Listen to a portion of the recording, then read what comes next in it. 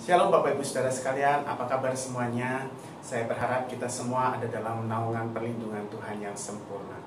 Nah Bapak Ibu Saudara, seringkali kita selalu berdoa, minta Tuhan menuntun menyertai kita.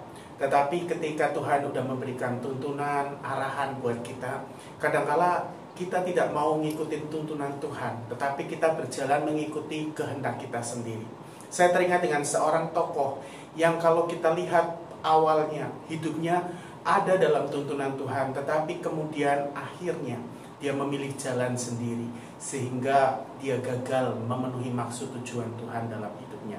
Saya akan bacakan untuk Bapak Ibu Saudara di dalam 1 Tawaris 10 ayat 13 dan 14. Demikianlah Saul mati karena perbuatan yang tidak setia terhadap Tuhan, oleh karena ia tidak berpegang pada firman Tuhan, dan juga karena ia telah meminta petunjuk dari arwah dan tidak meminta petunjuk Tuhan. Sebab itu Tuhan membunuh dia dan menyerahkan jabatan raja itu kepada Daud bin Isai.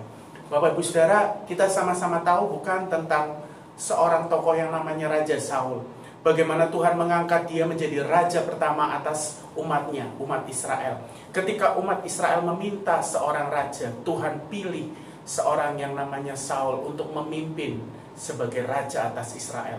Tetapi di perjalanan kepemimpinannya, ujung-ujungnya Raja Saul mulai tidak taat. Dimulai ketika menghadapi orang Amalek, Raja Agag, raja orang Amalek. Dia mengambil ternaknya yang tambun-tambun dengan alasan untuk korban kepada Allah, tetapi sebetulnya untuk kepentingan dia dan rakyatnya. Kemudian ketika menghadapi musuh, dia bingung apa yang harus dilakukan. Dia mulai mencari petunjuk pada arwah, bukan mencari kehendak Tuhan. Dan itu mengakibatkan pada akhirnya Raja Saul ditolak oleh Tuhan. Kita melihat di ayat ini katakan Raja Saul ditolak oleh Tuhan dan Tuhan memilih seorang raja yang namanya Daud. Kenapa? Karena Saul tidak mencari kehendak Tuhan.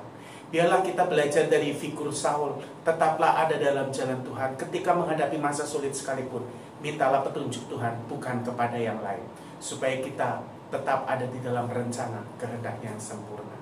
Tuhan memberkati kita sekalian.